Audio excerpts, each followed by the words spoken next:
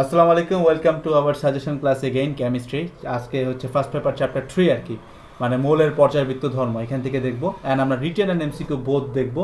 তো এমসিকিউ একটু পরে আসবো, এটার একটা কারণ আছে, কারণ সিকিউরিটির যে এমসিকিউগুলো আমরা বলি না, সিকিউরিটির এমসিকিউর ভিতরে কিন্তু তোমার রিটেন পোর্শনই বেশি আসে। আমি কিন্তু এটা আগেও বলছি যে বুয়েটের রিটেন যেগুলো আসে ওগুলো থেকে জাস্ট যদি লেখার জায়গাটা সরাই দিয়ে 3টা 4টা 5টা অপশান দিয়ে দেয়, তাহলে এটা সিকিউরিটির প্রশ্ন হয়ে যায়। তা আমরা সবার আগে দেখতেছি রিটেন কী কী আসে। তো রিটেনের ভিতরে সবার আগে 1 নম্বরে কি আসতে পারে ভাই? হাইব্রিডাইজেশন। এটা হচ্ছে সব থেকে ইম্পর্টেন্ট টপিক, হাইব্রিডাইজেশন। এবং হাইব্রিডাইজেশন থেকে বন্ধন কোণ বের করা এবং আকৃতি বের করতে পারা। ঠিক আছে, এখন এই জিনিসটা কি ভাই আমি সবগুলা দেখবো? এত তো সময় নাই, অবশ্যই সব দেখবো না। এটা শুধুমাত্র আমরা ইঞ্জিনিয়ারিং কোশ্চেন ব্যাংকে যেগুলো নিয়ে আছে, হাইব্রিডাইজেশন বের করতে বলছে বা এরকম করতে বলছে, শুধুমাত্র আমরা সেগুলাই দেখব। সেকেন্ড থিং আসে হইতেছে কি তোমার ধর্মের ক্রম। ঠিক আছে, মানে যে পর্যাবৃত্ত যে ধর্মগুলো আছে ওই ধর্মের ক্রম। এখানে ধর্মের ক্রমের মধ্যে আমরা কি কি দেখবো ভাই? ধর্মের ক্রমের ভিতরে প্রথমে দেখবো হচ্ছে আয়নিক ধর্মের ক্রম, আয়নিক ধর্ম। সেকেন্ড দেখবো হচ্ছে বন্ধন কোণ। থার্ড দেখবা হচ্ছে আয়নীকরণ শক্তি। আমি লিখলাম আয়নীকরণ শক্তি, শক্তি। ঠিক আছে, বুঝে যাবো আশা করি। তারপরে লিখবো হচ্ছে দেখবা সক্রিয়তা। দেন দেখবা হচ্ছে পানিতে দ্রাব্যতা। এখান থেকে প্রশ্ন পাবাই, পানিতে দ্রাব্যতা। তারপরে দেখবো হচ্ছে ইলেকট্রন আসক্তি। দেন গলনাঙ্ক স্ফুটনাঙ্ক। মানে এইখানে বাদ দেওয়ার কিছু নাই। তবে আমি তোমার একটা সাজেশন দিচ্ছি এখানে, সেটা হইতেছে এগুলো আসে, তবে এর মধ্যে মানে প্রত্যেকটা টাইপের মধ্যে সব থেকে বেশি ইম্পর্টেন্টটা কি বলতো? ব্যতিক্রম কেসগুলা। যেমন হুট করে ক্রোমিয়াম আর ম্যাঙ্গানিজের গলনাঙ্কের ক্ষেত্রে একটা ব্যতিক্রম দেখি আমরা, ইলেকট্রনের শিফটের ক্ষেত্রে অক্সিজেন নাইট্রোজেন একটা ব্যতিক্রম দেখি। তো এই ধরনের ব্যতিক্রমী কেসগুলো বেশি বেশি আসে। ঠিক আছে, এই আর কি। থার্ড যেটা আসে সেটা হচ্ছে তোমার সিগমা বন্ড, পাই বন্ড। এই বন্ধনগুলোর চিত্র আঁকা দেখাইতে বলে। ঠিক আছে, বন্ধনের চিত্র এঁকে দেখাইতে বলে। তুমি দেখবা কোশ্চেন ব্যাংকের ভিতরে এরকম বেশ কয়েকটা কোশ্চেন আমি পাই গেছি অলরেডি, সো তুমি ওইটাও দেখতে পারো, পাবা। সিগমা পাই বন্ধনের চিত্র কেমনে আঁকতে বলে ওই সলভেই দেওয়া আছে। আরেক ধরনের চিত্র আসে, সেটা হচ্ছে তোমার অরবিটালের চিত্র।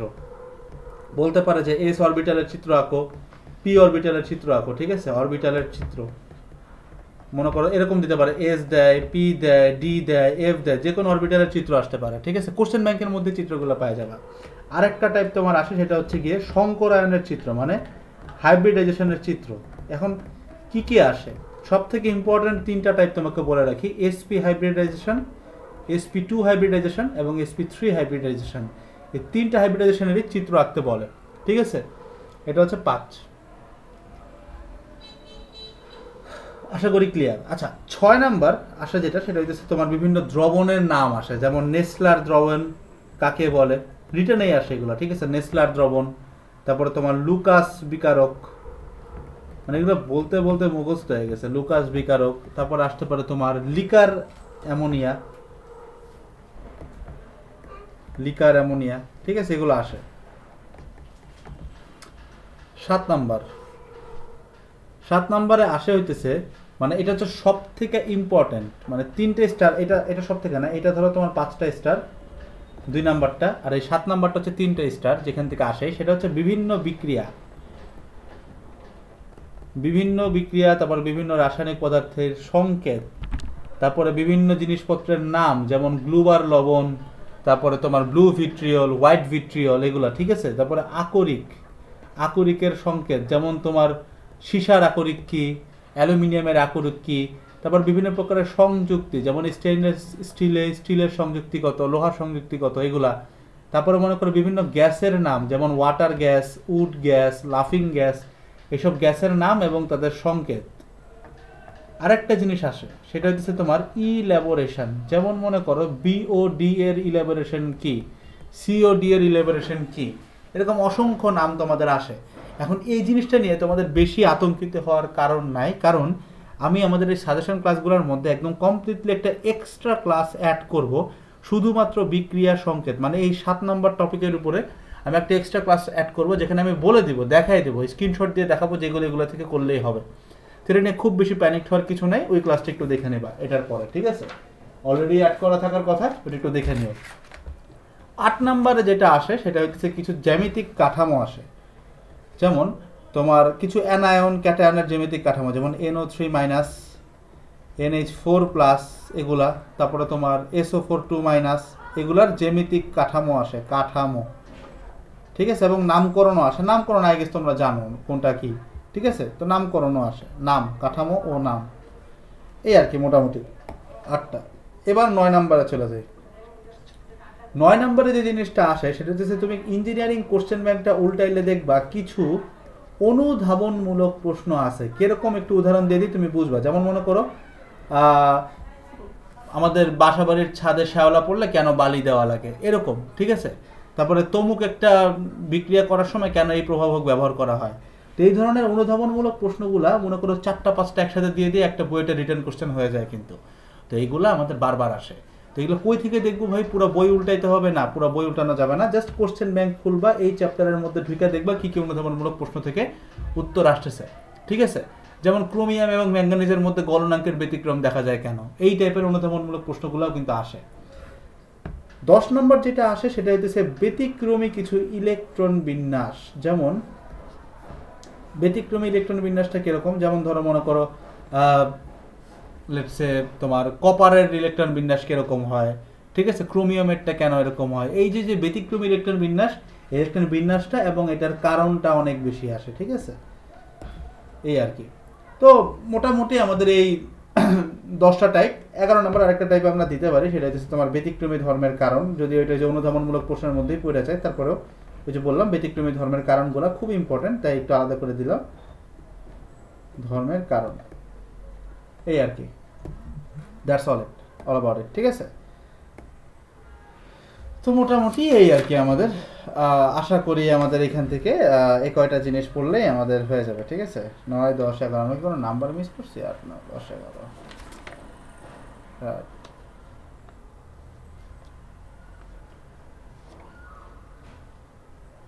আচ্ছা, ওকে। তো এইবার কিছু আসবে হইতেছে আমাদের এমসিকিউ টপিক। এবার এখন থেকে যেগুলো যেগুলো শুরু হবে সেগুলো সব হচ্ছে এমসিকিউ। তো এমসিকিউর জন্য কি কি পড়বো? তো এমসিকিউর মধ্যে আবারও ঠিক একইভাবে প্রিলি আছে, সিকিউরেট আছে। একটা জিনিস একটু মাথায় রাখতে হবে যে সিকিউরিটির রিটার্নের মধ্যে, সিকিউরিটির এমসিকিউর মধ্যে কিন্তু আমাদের উপরের যে রিটার্নগুলো বলছে এখান থেকেও প্রশ্ন আসে, বুঝতেই পারতেছো। জাস্ট জায়গাটা সরাই দিয়ে অপশন দিয়ে দিলেই হয়ে গেল, ঠিক আছে। বাট এমসিকিউর জন্য আমরা বেশ কিছু আলাদা টপিক আমরা একটু এক্সট্রা করে দেখবো, যে ভাই এখান থেকেই আসে, একটু দেখাই দেই। আচ্ছা, রেড কালি গেছে একটু চোখে লাগে, আমরা কি হলুদ কালি নিতে পারি? তো এমসিকিউর জন্য প্রথম যে জিনিসটা বের করা লাগবে সেটা হচ্ছে যে কোনো জিনিসের হাইব্রিডাইজেশন বলতে পারা। যেসব নাম করা পরিচিত মৌল আছে এগুলোর হাইব্রিডাইজেশন বলতে পারা, ওইটার লন পেয়ার ইলেকট্রন সংখ্যা বলতে পারা, বন্ড পেয়ার ইলেকট্রন সংখ্যা বলতে পারা। সবকিছু কিন্তু সংখ্যা মানে এগুলো কিন্তু সূত্র দিয়েই পারা যায়, সরাসরি কইরা দেখা লাগে না, ওইটা একটু মনে রাখবা।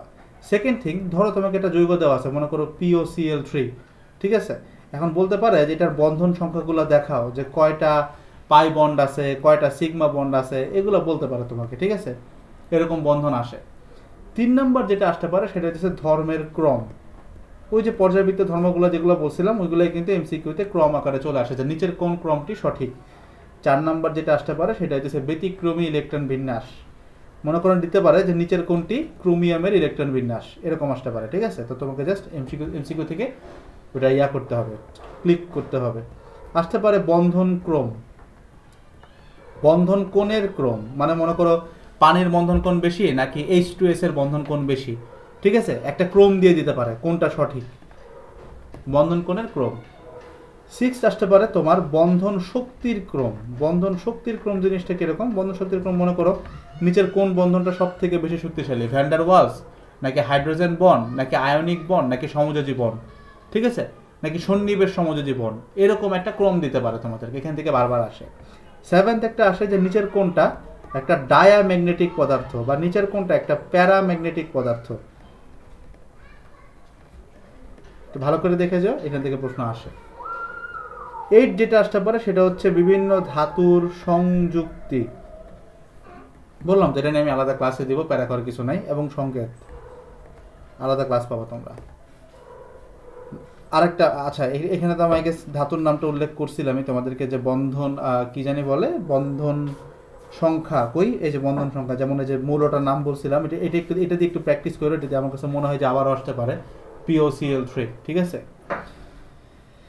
9 যেটা আসে সেটা হচ্ছে তোমার মৌল শনাক্ত করা, মৌল বা পরমাণু শনাক্ত করা। মৌল বা পরমাণু কোথা থেকে শনাক্ত করবো ভাই আমি? মৌল বা পরমাণু শনাক্ত করবা, একটা ধরো কিছু একটা দেওয়া আছে মৌলের, মনে করো একটা ধর্ম দেওয়া, বা মনে করো ওইটার একটা ইলেকট্রন বিন্যাস দেওয়া, তোমাকে বাইর করতে হবে যে এটা কোন ব্লকের মৌল, এটা কোন পর্যায়ের মৌল, এবং এটা কোন গ্রুপের মৌল, ঠিক আছে। এরকম আসতে পারে।